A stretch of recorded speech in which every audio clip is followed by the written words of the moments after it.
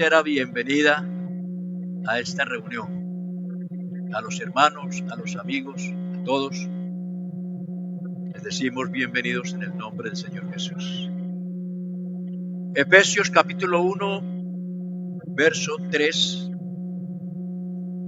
Bendito sea el Dios y Padre de nuestro Señor Jesucristo, que nos bendijo con toda bendición espiritual en los lugares celestiales en Cristo, según nos escogió en Él antes de la fundación del mundo, para que fuésemos santos y sin mancha delante de Él, en amor, habiéndonos predestinado para ser adoptados hijos suyos por medio de Jesucristo según el puro afecto de su voluntad, para alabanza de la gloria de su gracia, con la cual nos hizo aceptos en el amado. Siéntense, hermanos, ya han hecho una oración. ¿Qué es lo que venimos tratando en estos días? ¿Qué fue lo que tratamos el martes? Un tema sobre ¿la qué? Sobre la restauración espiritual. Sobre la restauración espiritual. Echa sobre Jehová tu carga y él te sustentará. No dejará para siempre caído al justo. Y he aquí como el barro en las manos de un alfarero, así sois vosotros en mis manos. ¿Por qué razón estamos en este tema? ¿Cuál es la razón?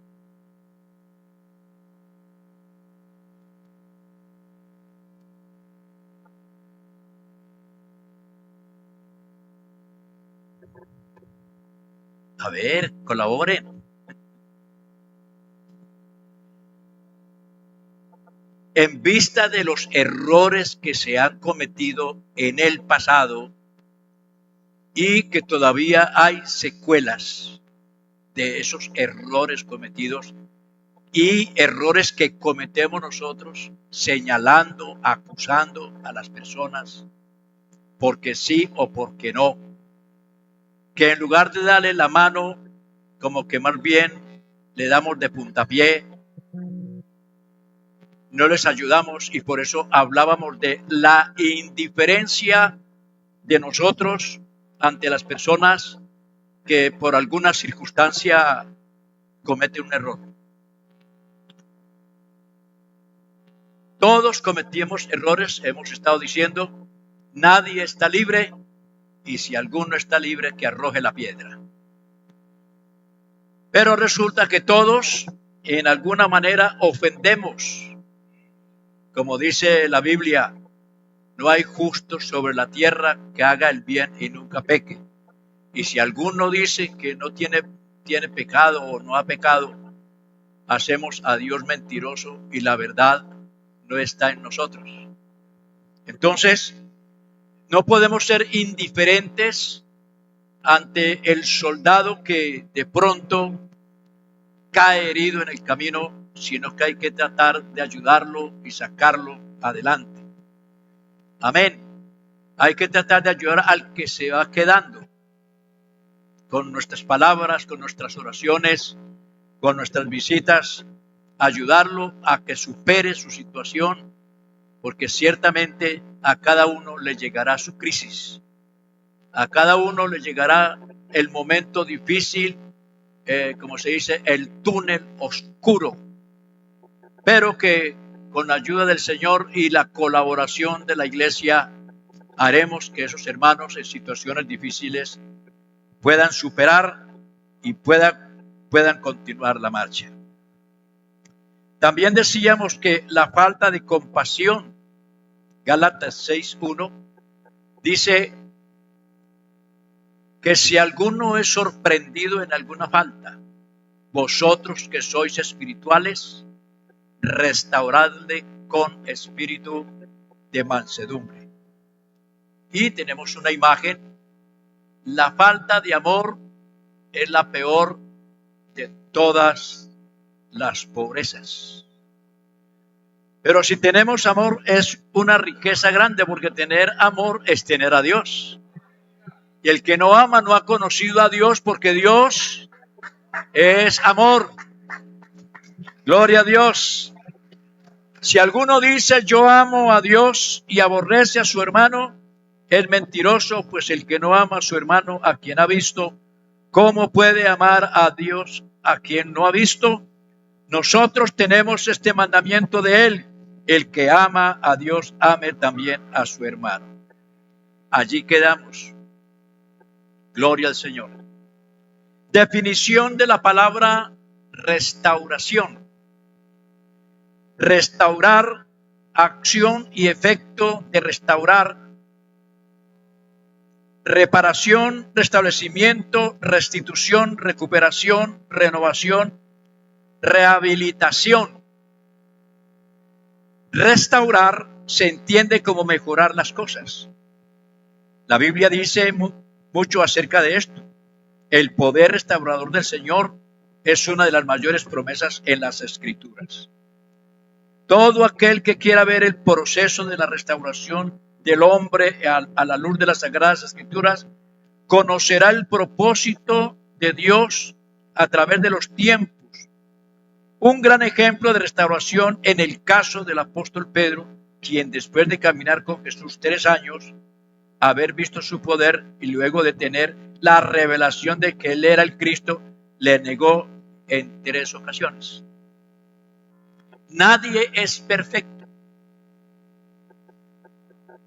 El único que es perfecto es Cristo. De resto, alguien dijo, el hermano Zúñiga decía, dígame dónde hay una iglesia perfecta para yo irla a dañar. Porque él se consideraba imperfecto.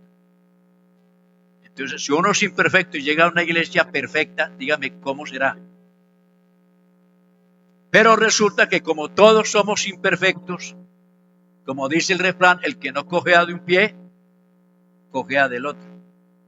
Y por eso es que debemos tener mucho cuidado con los señalamientos, con hacer juicios antes, en ninguna manera. Nosotros no somos llamados a perder a los demás, sino rescatarlos, ayudarlos a restaurar. Imagínense usted esta parte que nos dice la Biblia, un hombre como Pedro, que pudo ser partícipe de las enseñanzas del Maestro y que fue uno de los que subió al monte de la transfiguración, que él vio cuando Cristo hizo traslucir la gloria que había en él, y que fue uno de los que dijo, hagamos aquí 3 enramadas, una para ti, otra para Elías y otra para... Quedémonos aquí, porque era muy grande la gloria que estaba contemplando, y nada mejor que no quedarse en la presencia de Dios, en ese sentido. Un hombre que estuvo presente en la resurrección de Lázaro, en la resurrección de la viuda de Naín, en la limpieza de los leprosos, la sanidad del endemoniado gadareno, todos esos milagros, él los vio, fue testigo.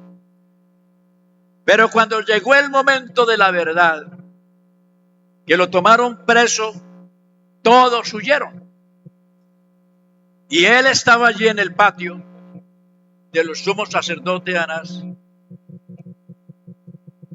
Y cuando una de las criadas se acercó para decirle, me parece que tú eres uno de ellos. Y él dijo, yo no sé de qué está hablando. Yo no conozco a ese señor. Y viene otro y le dice, es que tu forma de hablar te identifica. Le he dicho que yo no conozco a ese tipo. Lo negó por 3 veces. Pero a pesar de haber cometido semejante error, mire lo que hace el Señor. Después de la resurrección lo llama aparte y le pregunta a Pedro, ¿me amas más que estos? Y él tiene que decir, Señor, tú sabes que te amo. Pedro, ¿me amas más que estos? Señor, tú lo sabes todo. Y el Señor lo restauró de una manera que llegó a ser uno de los discípulos aguerridos, atrevidos, predicador, pastor. Porque Dios sabe cómo tratar al ser humano y Él conoce que somos humanos. Él sabe que en determinado momento nosotros podemos cometer un error. El asunto es no reconocerlo. El que encubre sus pecados no prosperará, mas el que los confiesa y se aparta hallará misericordia.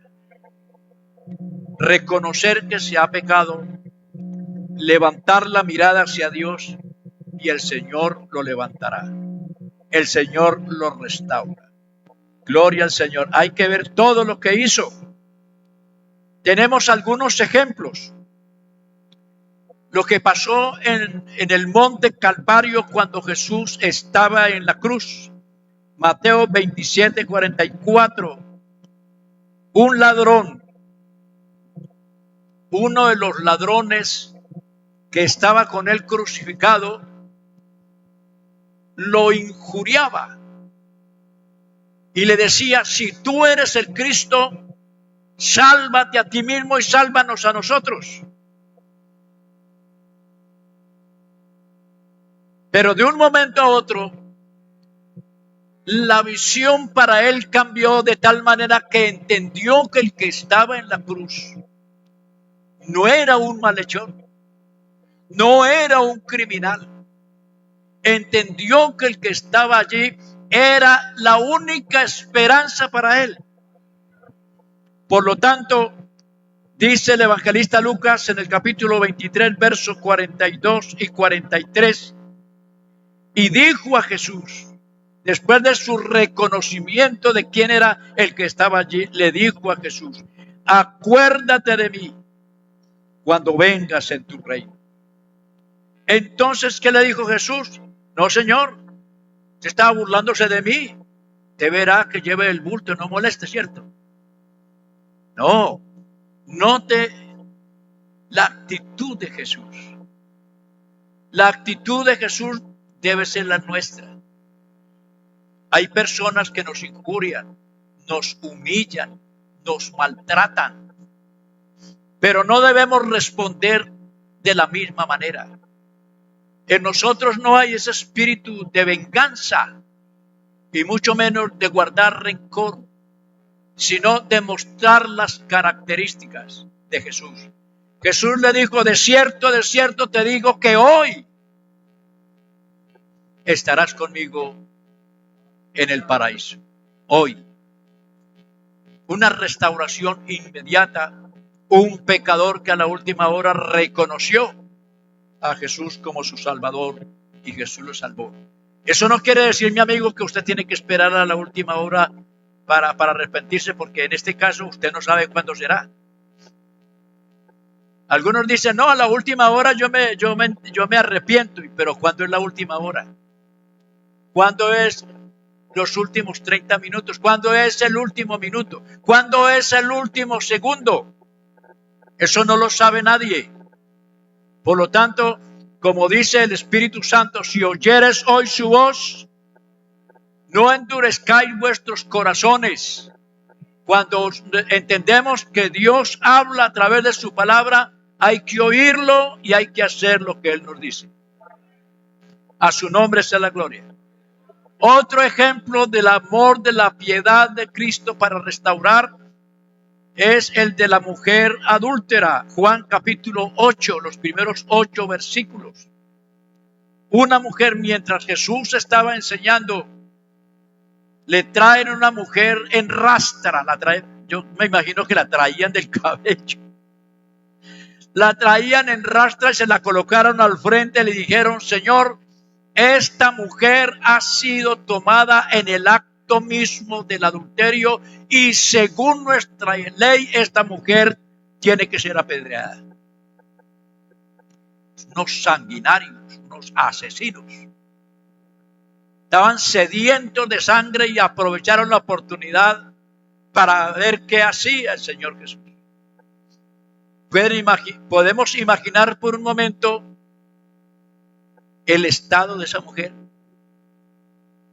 ¿Cómo estaría en ese momento su espíritu, su vida amenazada, la turba hambrienta, deseosa de tirarle la primera piedra y hacerle un chichón en la cabeza? Pero Jesús estaba allí en silencio, escribiendo en tierra, y no les prestaba atención, pero como ellos insistieron en hacerlo, y que lo más extraño es que trajeron solamente la mujer. Yo no sé cómo hace una mujer para cometer el adulterio sola. ¿Por qué no trajeron al caballero con que estaba? Si la sorprendieron en adulterio. Ahí nada más se ve las malas intenciones. Bendito el nombre del Señor. Y como insistieran, entonces Jesús se interesó y los miró a todos y les dijo: el que esté sin pecado sea el primero en arrojar la piedra. Y esas palabras penetraron como una espada en sus conciencias, de tal manera que no tuvieron otra cosa que hacer sino soltar la piedra y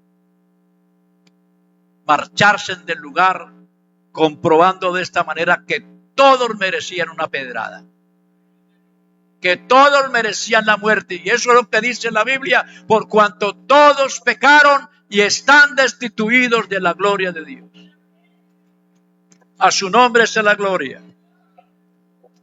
Seguro que la mujer, si era culpable, seguramente ella estaba pensando: ahora me van a condenar a mí, ¿qué irá a hacer el Señor conmigo? Sus temores estaban allí presentes, y seguramente que sus muchos pecados vinieron a su mente, a su conciencia. Y el Señor le pregunta: mujer, ¿dónde están los que te acusaban? Y ella miró y dijo: Señor, todos se han ido, no hay nadie. Y el Señor le dice con esa voz amorosa: ni yo te condeno, vete y no peques más. Qué bueno es el Señor. Aleluya, aleluya.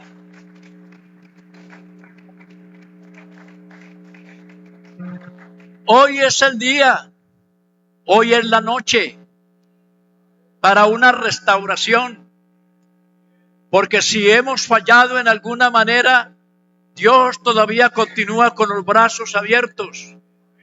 Me maravilla ese texto que dice: hijitos, esa palabra tan tierna, tan bonita. Hijitos, estas cosas os escribo para que no pequéis. Y si alguno hubiere pecado, abogado tenemos para con Dios, a Jesucristo el justo. A su nombre sea la gloria. Para eso, para que una persona actúe con justicia, con equidad, con rectitud, es necesario que haya nacido de nuevo. De modo que si alguno está en Cristo, nueva criatura es. Las cosas viejas pasaron, he aquí todas son hechas nuevas.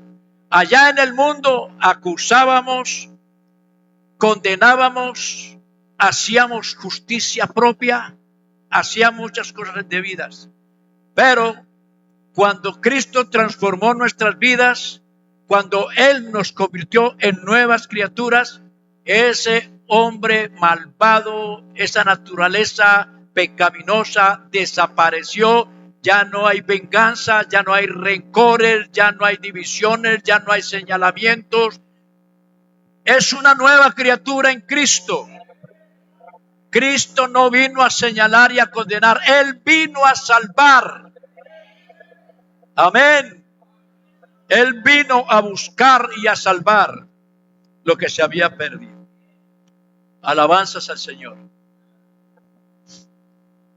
En el Antiguo Testamento no se conoce un término exacto para lo que en nuestra lengua traducimos por reconciliación o restauración. El verbo hebreo se traduce en español algunas veces por expiar, en otra por reconciliación y en ocasiones por restauración. Se aplica en términos generales a las cosas que se cubren, que se reparan, y aparece 101 vez en el canón hebreo. Restaurar. Si usted quiere restaurar, por ejemplo, su casa, ¿usted qué necesita para hacerlo? Restaurar es volverlo al estado original, porque está deteriorado, el cielo raso está deteriorado, el piso está deteriorado, las puertas ya están casi, las bisagras ya están todas oxidadas, malas. Entonces usted quiere restaurar esa casa porque está que se le cae. ¿Qué es lo primero que tiene que hacer? Si usted está habitando en esa casa, para restaurar esa vivienda, ¿qué tiene que hacer?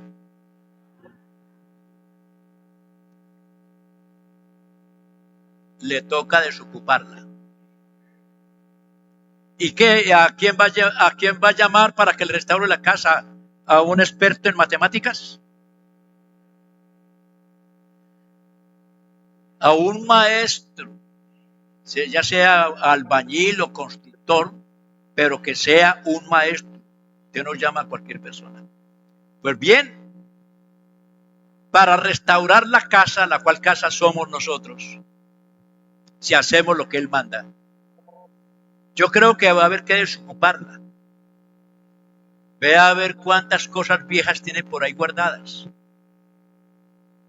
Ve a ver cuánta suciedad tiene por ahí en un rinconcito, por allá guardadito. Porque hay que desocuparla para que el maestro entre a perfeccionar, entre a restaurar para poder volver a vivir en ella. Alabanzas al nombre del Señor Jesús. A su nombre sea la gloria. Y así, en ese orden de ideas, hay muchas cosas para restaurar. Hay que restaurar el matrimonio, porque a veces se deteriora. A veces hay malos entendidos. A veces no. La mayoría de las veces hay malos entendidos. Hay que restaurar la comunión con padres e hijos. Es decir, hay muchas cosas que restaurar. Bueno, es la hora de restaurar. Amén. A su nombre sea la gloria. Veamos lo que es la restauración del hombre. La creación de Adán y Eva. Adán y Eva fueron creados a imagen de Dios, ya que salieron de manos de su autor.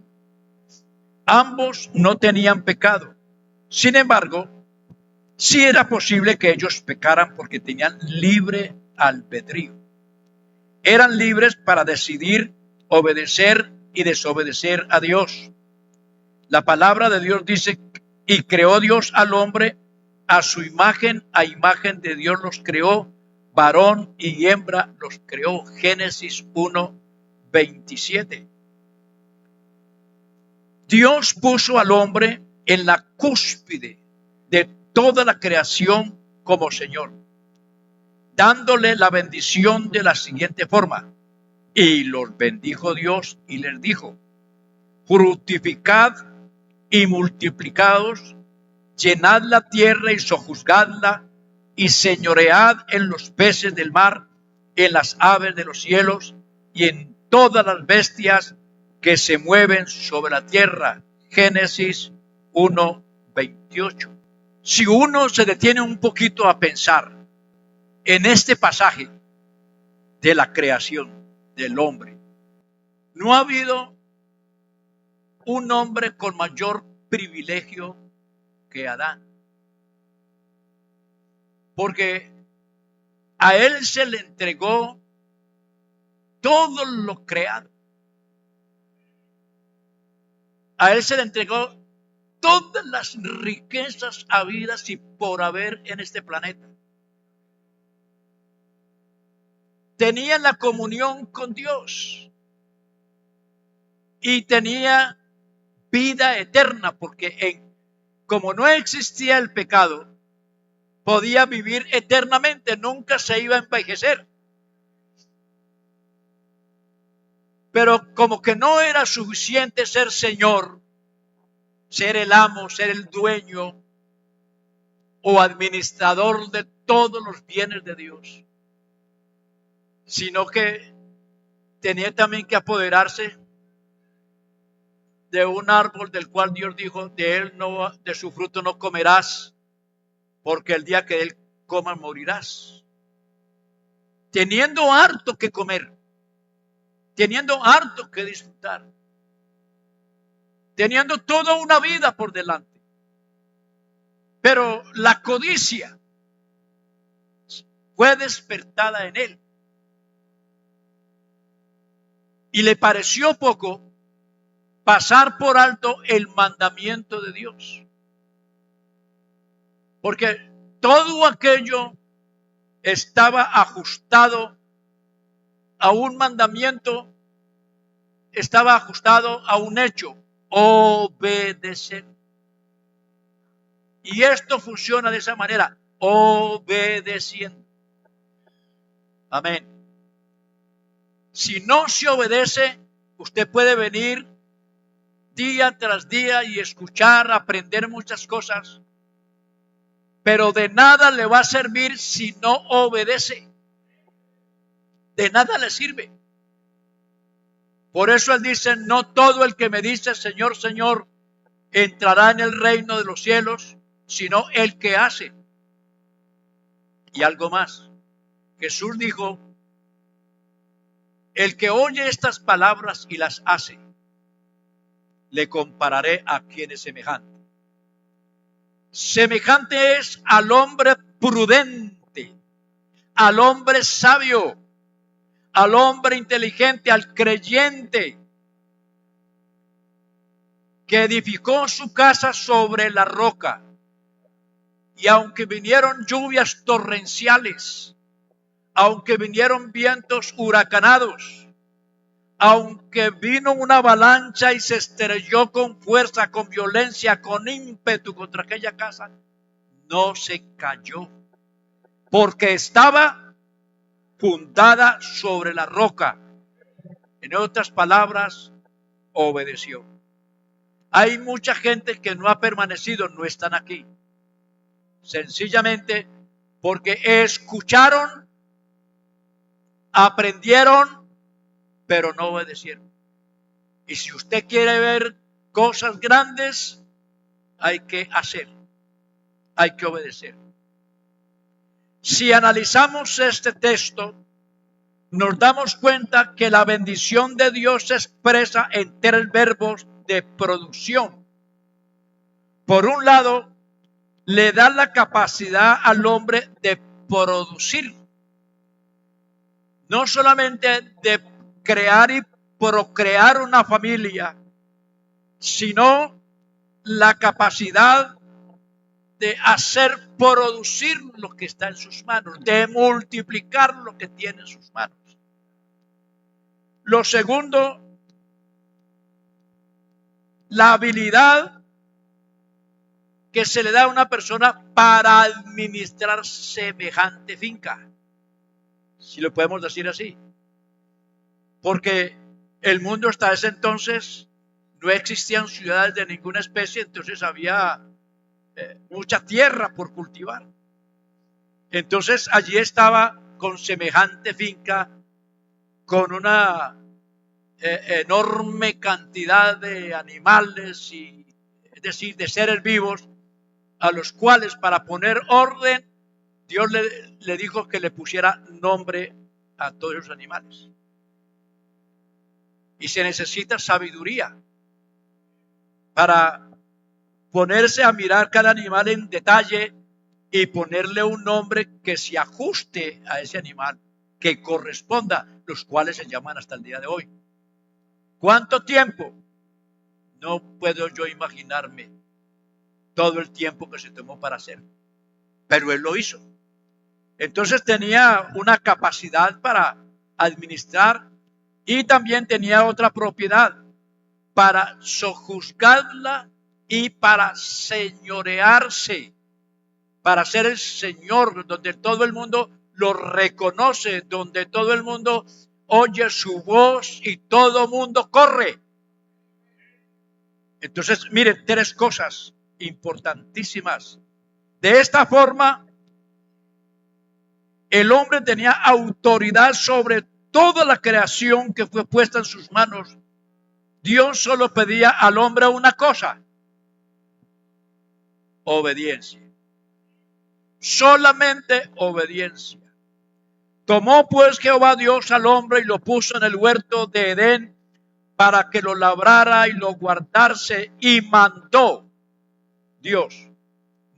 Jehová Dios al hombre, diciendo: de todo árbol del huerto podrás comer, mas del árbol de la ciencia del bien y del mal no comerás, porque el día que de él comieres ciertamente morirás. Pero un árbol en medio del huerto, un árbol con un fruto, parece como insignificante echarle mano y comer. Y porque Dios se enojó tanto que lo echó del paraíso. Es que lo que pasó allí no es cualquier cosa. Ahí no solamente se habla de desobediencia, hay un acto de rebelión. Es un acto donde el hombre dijo: ¿qué importa lo que Dios diga? Yo aquí soy el Señor y yo aquí puedo mandar. Él no midió las consecuencias. Por alguna razón, Dios se reservó ese árbol, la ciencia del bien y del mal. De manera que cuando ellos entraron en el terreno donde estaba el árbol que Dios había prohibido, en primer lugar pisaron tierra ajena, porque Dios se había reservado ese espacio para él, y los linderos hay que respetarlos. No se pueden traspasar linderos. Entonces ellos traspasaron el lindero y se metieron en tierra ajena. Ahora ellos eran catalogados como ladrones. Y los ladrones ya saben que no entran al reino de los cielos. Entonces ellos desafiaron la autoridad de Dios. Tuvieron en poco la autoridad de Dios y tomaron un fruto que no les pertenecía. De manera que ese acto los llevó a ellos a sufrir las consecuencias. Hermano, con Dios no se juega. Ese no de Dios hay que tenerlo en cuenta. Cuando Él dice: no os unáis en yugo desigual con los incrédulos. Pero el hermano, el joven, la hermana, o casado, o soltero, qué sé yo, pone la mira por allá en otra parte y hace lo que no debe hacer. Y se une en desigualdad con los incrédulos. Ya sea en un negocio, ya sea en un matrimonio, ya sea en una amistad estrecha. Él dice: no. Y el Señor dice: dime, o el Señor dice, no, el Señor no, hay un dicho que dice: dime con quién andas y te diré quién eres. Si usted como creyente, usted es fiel a Dios, Usted es la persona que ora, ayuna, usted ama a Dios, ama a sus hermanos. Pero de pronto usted toma una amistad con una persona que pertenece, ¿cómo le decimos? Digamos a la mafia, cualquiera que sea.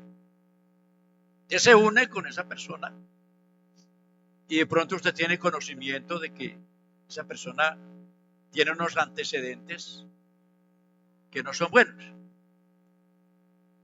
Puede ser que no tenga mucha amistad, pero si esa persona la está buscando la ley y usted está charlando con él, usted está tomándose una gaseosa con él, y en el momento en que usted está con él, le echan mano a él, a usted también se lo llevan, porque está con él. O sea que hay que tener cuidado con quién me enredo, con quién hago amistad, ¿verdad que sí? Porque estoy en el lugar equivocado y con la persona equivocada. Bueno, eso puede ser discutible, pero sí hay que tener cuidado en esa relación porque no hay comunión entre la luz y las tinieblas. ¿Por qué tiene un creyente que es fiel a Dios involucrarse en un negocio en sociedad con un impío? Dios no va a bendecir eso. ¿Qué tiene que ver un matrimonio de un joven que ha sido de la iglesia con un inconverso? No, yo me lo gano. Váyase con ese cuento para otra parte porque eso se está violando el no de Dios. Dios dijo no y punto. ¿Por qué tenemos que llevarle la contraria? Si esto es un peligro.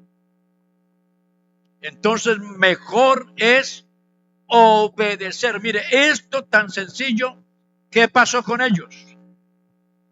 ¿Cuáles fueron las consecuencias? A ver si alcanzamos. El hombre antes de pecar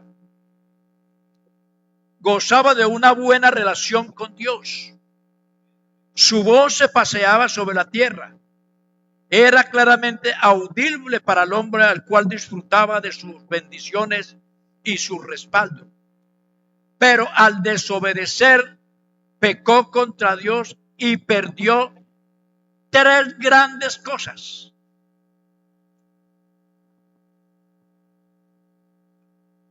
Uno, perdió su relación con Dios o comunión con Dios. El pecado se constituye siempre en una barrera. De tal manera, imagínese usted, por ejemplo, la Biblia dice, vosotros maridos convivid con vuestras esposas sabiamente, dando honor a la mujer como vaso más frágil, porque ellas son coherederas igual. Y dice que las tratemos bien para que nuestras oraciones no tengan estorbo. También dice la Biblia que toda injusticia es pecado.